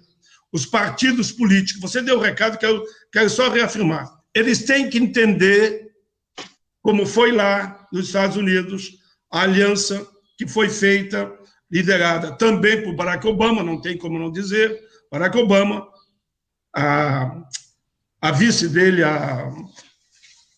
como é que é? Kamala, né? A Kamala foi fundamental. E aquela violência contra o povo negro, lá eu digo, houve uma frente ampla contra, não de esquerda, contra a direita ou vice-versa, contra as políticas que não eram humanistas do Trump. O Trump foi derrotado por isso. Quando se fez uma frente ampla, numa visão humanista, ganhou, então, o Biden e a Kamala. E aí, a população negra foi decisiva. A diferença foi 6 milhões de votos. A população negra lá é 14% da população. E eles aderiram em massa. E fizeram, na minha ótica, claro, fizeram correto. Eu espero que no Brasil, como você recomendou, prefeitos, executivos da área privada, da área pública, enfim, de todos os setores, entendam o potencial que nós temos até para o mercado consumidor, fortalecer o mercado interno de 54% da população, que existe, infelizmente, ainda um apartheid. Eu uso muito esse termo. Alguém disse, eu fui nos Estados Unidos. Eu fui nos Estados Unidos e fui também na África do Sul no tempo do apartheid. Só estou dizendo agora, não tinha disso. Fui lá para pedir a libertação do Mandela em nome do Congresso Brasileiro. E o apartheid lá na África do Sul, que era explícito e claro, foi combatido e foi derrotado e Mandela virou presidente. Também nos Estados Unidos eu estive lá e vi o tipo de racismo também foi enfrentado e, enfim, mal ou bem, hoje nós temos um presidente da República que tem compromisso com políticas humanitárias e tivemos o Barack Obama eleito, reeleito, um negro presidindo aquele país. Então, merece uma reflexão conjunta, mas a mensagem é para os partidos políticos. Me permita, eu vou passar para vocês dois em seguida. Sabe a política que nós aprovamos via o Supremo e o Tribunal Superior Eleitoral, da participação do mesmo tempo de rádio e televisão e também o fundo eleitoral? Todos nós sabemos que a metade dos partidos burlaram, metade burlaram. E se a metade aplicou, nós já elegemos alguns negros e negras a mais. O caso aqui de Porto Alegre, que elegemos 5 vereadores, 4 mulheres negras e um jovem também muito preparado negro. Só eu quero fortalecer a tua fala, que foi nessa linha. Vamos lá, Rita de Oliveira, doutora Rita, é com você agora, depois o Sérgio vai para as considerações dele. Doutora Rita, por favor. Desculpe aqui, mas eu me empolguei, porque ele entrou um pouco na seara desse mundo político, que tem que entender que os negros são 54% da população. Parece que não acordam para isso. Por que acham que eu tenho 40 anos de Congresso? 4 vezes deputado federal, praticamente, muitas vezes o mais votado. 3 mandatos de senador. Por quê? Porque eu tenho esse olhar para o todo. Quem olha só para o gueto dele, no gueto dele não se elege. Tem que ter um olhar para o todo. Rita, é com você. Desculpe, Rita. Não, imagina, senador, muito bom ouvi-lo. É sempre um aprendizado também. A sua experiência política é fantástica. E, bom, eu queria aproveitar esse tempinho a mais de fala para entrar um pouco mesmo na questão da Lei 10.639 e trazer aqui um pouco das minhas perspectivas enquanto atuação institucional em relação às dificuldades de implementação, né, os desafios de implementação. Então, nós temos várias dificuldades para pensar nós temos a dificuldade que se traduz na própria qualidade do ensino, né? É notório, né, que há uma falta de capacitação dos educadores para lidar com essa política pública, compreender a importância, a magnitude, a complexidade dessa política pública.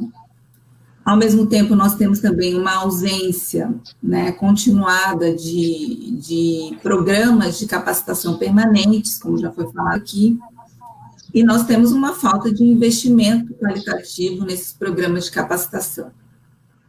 E essa falta de investimento, ela se traduz aí em ausências de políticas materiais, né, ausência de material didático, ausência de uma interface da política pública com a universidade, e aí nós podemos observar a disparidade, né, o senhor falou na sua fala anterior a esse segundo bloco, a questão das cotas, né, essa percepção de que o universo acadêmico já atingiu 50% de população negra nos seus espaços, é uma percepção parcial, né, a gente tem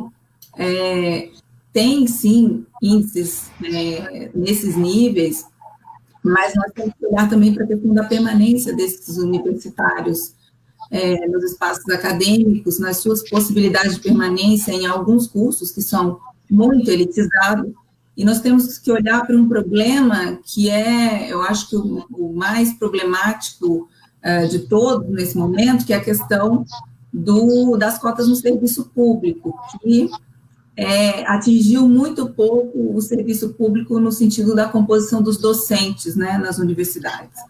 Então, existe uma falta mesmo de valorização dos saberes afrocentrados dentro das universidades, o que torna também difícil não só a permanência dos universitários, como a ascensão desses universitários para espaços de docência, que são fundamentais para a capacitação e que, portanto, vai influenciar na efetividade da Lei 10.639. Isso se comunica com aquele projeto, né, um projeto que é nosso, a Defensoria colaborou para ele, né, do senador, que é o das políticas de cotas na pós-graduação. Não, permita que eu diga, então, ele elaborou e perguntou se eu concordava. Eu assinei embaixo, encaminhei. Muito obrigada, mas a gente conversou, né, continuamente para poder chegar naquele texto, e a gente fez uma consulta para chegar naquele texto aos NEABs, né, aos núcleos de estudos afro-brasileiros das universidades, da ABPN, né, os pesquisadores da Associação Brasileira de Pesquisadores Negros. Então, aquele texto ele foi construído a várias mãos e, sobretudo, escutando esses universos acadêmicos que lidam com a dificuldade de implementação das cotas e também lidam com a ausência mesmo de valorização desses saberes afrocentrados. Então, esse projeto eu considero de uma extrema importância, porque ele vai efetivamente fissurar esses espaços de concentração de saberes, de epistemicídio, né, e que precisam ser fissurados para que a gente tenha uma implementação real da educação em questões raciais, em toda a sua complexidade. Nós também vamos ter que pensar, como já foi colocado aqui pelo professor Ivair, na disputa em nível econômico, né, porque nós sabemos que são necessários investimentos, não apenas públicos, né, nós vivemos uma economia liberal, isso é um dado da realidade, a gente não pode negar isso. A população negra é uma força como camada consumidora, como já foi colocado aqui, então nós precisamos fazer essa disputa em nível econômico, e eu acho que o caso do Carrefour tem demonstrado muito bem isso. E é preciso responsabilizar, sobretudo, as instituições de Estado pela fiscalização e controle dessas políticas públicas. São políticas públicas de educação, não diferentes em termos de importância de qualquer outra. E aí eu queria saudar uma iniciativa do Tribunal de Contas do Estado do Rio Grande do Sul, que tem feito um trabalho de formação dos seus auditores para justamente fiscalizar o cumprimento da Lei 10.639, inclusive com possibilidade de imposição de multas, enfim, de controles de verbas. Essa iniciativa, ela é fundamental, ela é importantíssima e deveria ser replicada Brasil afora, ser abraçada pelo TCU. Nós temos uma agenda, né, com o senador e com a sua assessoria nesse sentido, para a gente visibilizar essas iniciativas, discutir as possibilidades de expansão delas, o que elas precisam, né, em termos de incentivo normativo, político-administrativo, para seguirem adiante. Então, acho importante a gente pensar sobre isso e, sobretudo, também pensar no papel do Poder Judiciário, né, que não tem cumprido a sua função de controle de legalidade e de constitucionalidade nas políticas públicas de um modo geral, mas em especial nessa, né. E eu queria lembrar aqui que a Defensoria Pública da União entrou com uma ação civil pública no Estado do Rio de Janeiro, na Justiça Federal do Estado do Rio de Janeiro, justamente pedindo, entre várias outras ações relacionadas à pandemia, a aquisição e distribuição de equipamentos tecnológicos para estudantes de comunidades periféricas, para que eles pudessem ter acesso à educação à distância. Essa ACP, ela teve toda uma sorte de entraves burocráticos, de entendimentos muito superficiais do Poder Judiciário em relação à sua possibilidade de intervenção em política pública. E nós temos hoje um quadro extremamente gravoso, né, que já foi apontado pelo TCU, em que as verbas públicas para investimento e para socorro da população na pandemia não foram utilizadas, estão sendo desperdiçadas, testes, né, estão sendo descartados. Então, quer dizer, houve toda uma negligência institucional articulada para que essas medidas que eram importantíssimas de socorro não acontecessem, e vamos possivelmente chegar ao fim dessa conjuntura pandêmica sem que as instituições tenham assumido seu papel. E queria, por último, reforçar a questão da memória novamente, né? É muito importante a gente ter esse investimento de magnitude internacional em relação à valorização e reconhecimento da memória de matriz africana e afro-brasileira. E por isso peço também o apoio ao projeto de lei que está tramitando na Câmara, que visa a criação de um museu da história, da escravidão e da consciência negra. É um nome provisório, porque a gente tem certeza que esse projeto ele vai suscitar diversas discussões sociais e debates públicos importantes. Nós queremos discutir tudo, e esse projeto é de autoria do deputado Alessandro Molon, para o qual também o GTPE, que eu coordeno, colaborou no texto, na justificativa.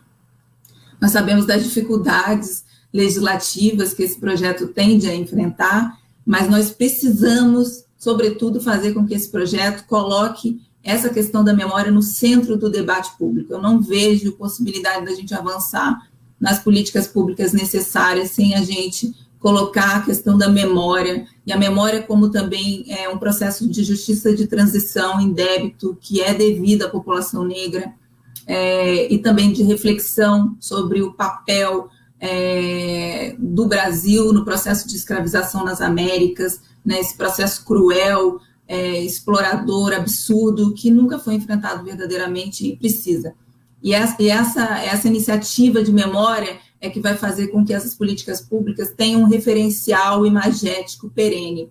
E nesse aspecto eu queria também só pontuar que mais do que ser negro nesses espaços de poder e de gestão, é necessário compromisso ético com as pautas de igualdade racial, que, infelizmente, a gente sabe que existem alguns exemplos de negros que não têm esse compromisso, né? O professor Silvio Almeida sempre diz que a desgraça pode ser colorida, né?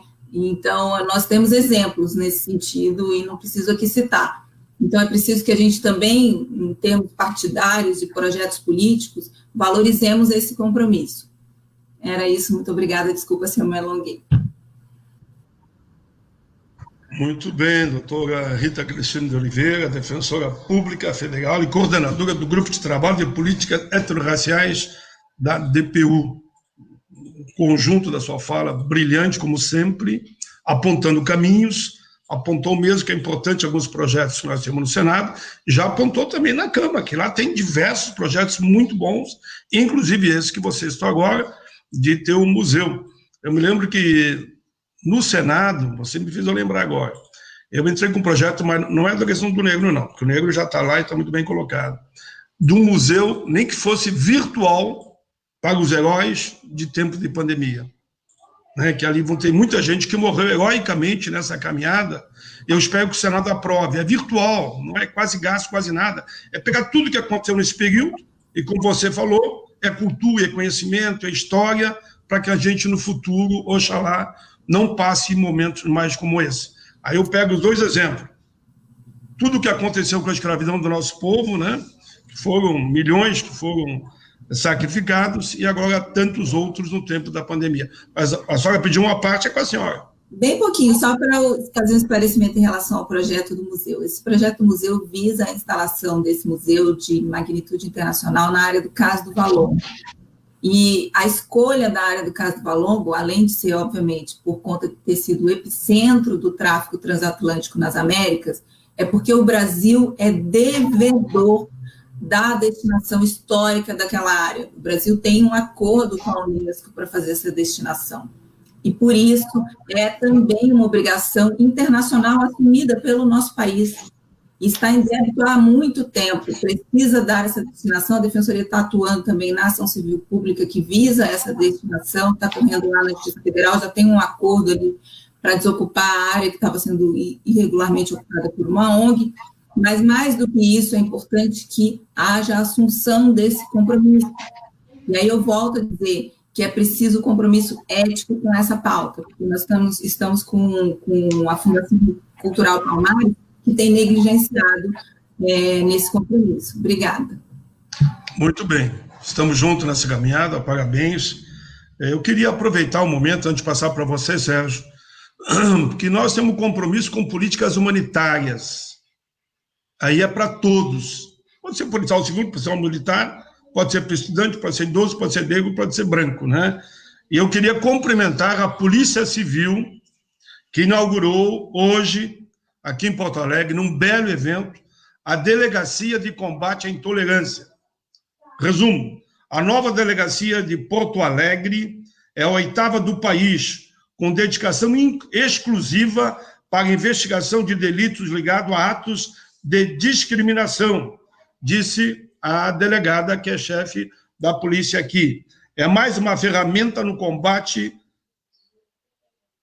ao racismo e aos preconceitos. Aqui já eu dizendo meus parabéns, que remeti para ela.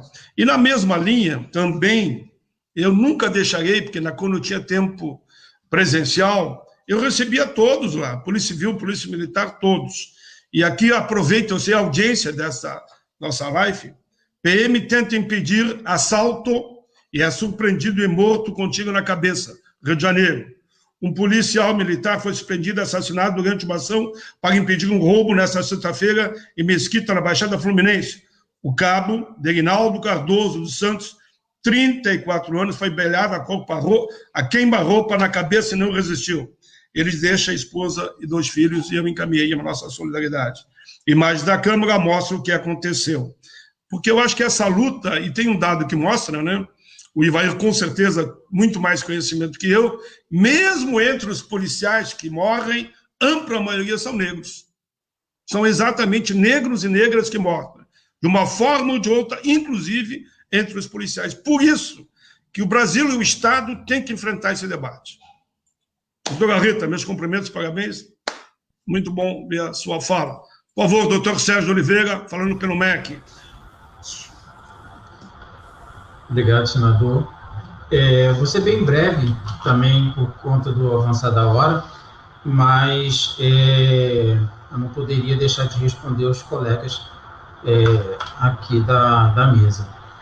Com relação ao que o professor Ivair vem colocando, e ele bateu muito na tecla da formação dos professores, e eu concordo muito com o que ele falou.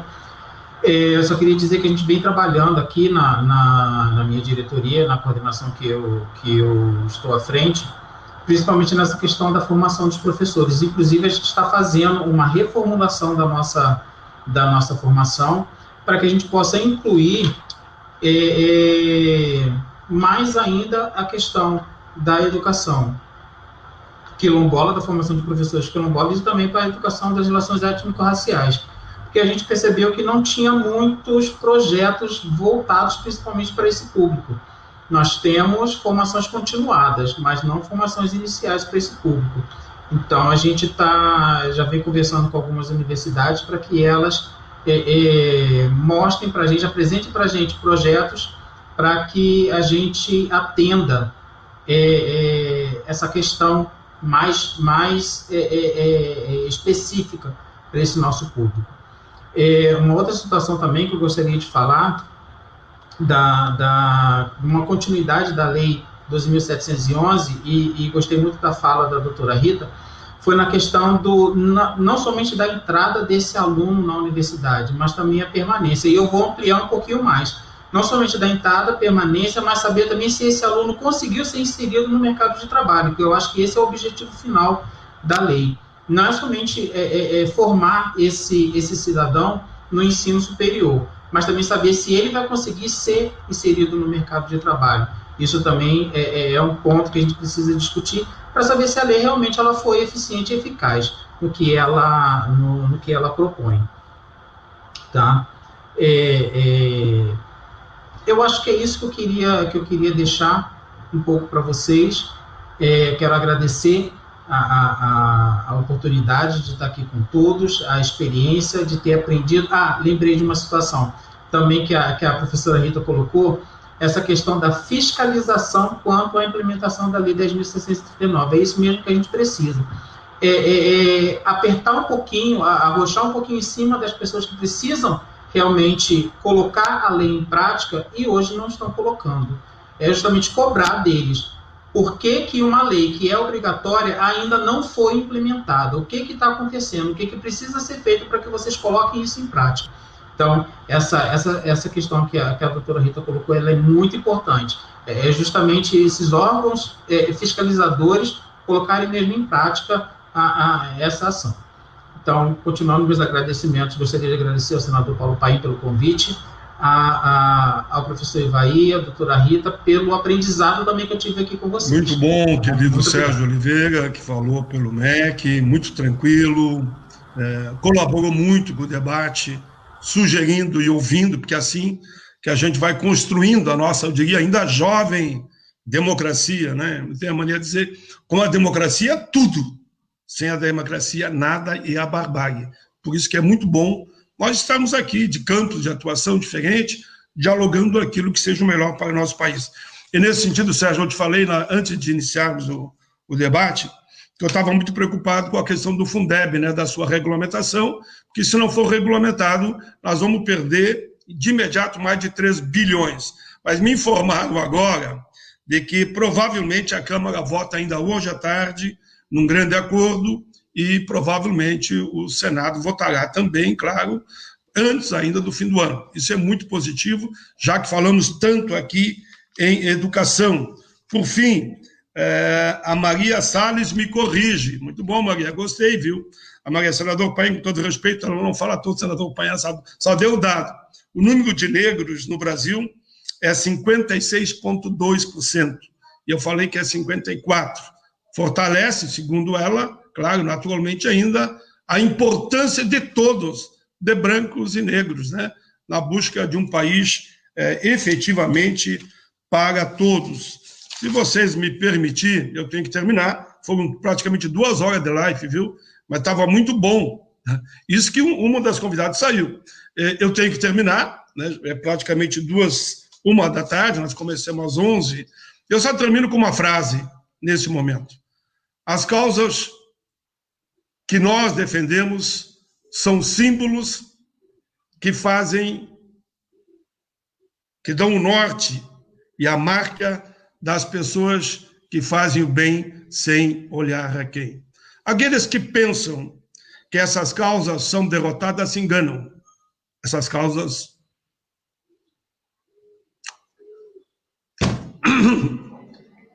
nunca serão derrotadas. Sabe por quê? Porque elas estão na nossa alma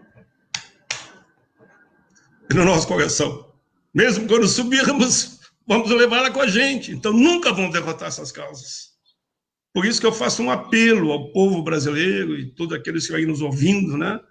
Vamos nos somar, vamos olhar para o outro, queira o bem como você gostaria que você tivesse para você ou para o seu filho, né? A gente sempre fala, não mexo com meus filhos. Se eu tiver que falar mal dos meus filhos, eu falo, mas não quer que ninguém fale. Então, tenha esse olhar carinhoso, respeitoso. É possível, sim, o Brasil ser um país de primeiro mundo, quando caminharmos todos juntos, brancos, negros, índios, nenhum tipo de discriminação. Veja, Rita, a questão do feminicídio, né? Olha, o Brasil é destaque no mundo do feminicídio, assassinato de mulheres, meu Deus do céu. LGBT é a mesma coisa. Então, caminharemos, sim, nesse sentido. As nossas causas são imbatíveis, que elas nunca morrem, estarão sempre vivas junto de nós. Muito obrigado, Sérgio Oliveira, muito obrigado, Ivair dos Santos, muito obrigado, me permita que eu diga Rita Oliveira, sem usar aqui o doutorado de cada um, todos vocês são especialistas, eu não sou, mas tenho muito boa vontade de acertar. Um beijo no coração de cada um de vocês, um abraço a todos que me acompanharam. Palmas a vocês três, viu? As palmas são para vocês pelo trabalho de vocês. Obrigado, até a próxima. Muito obrigado.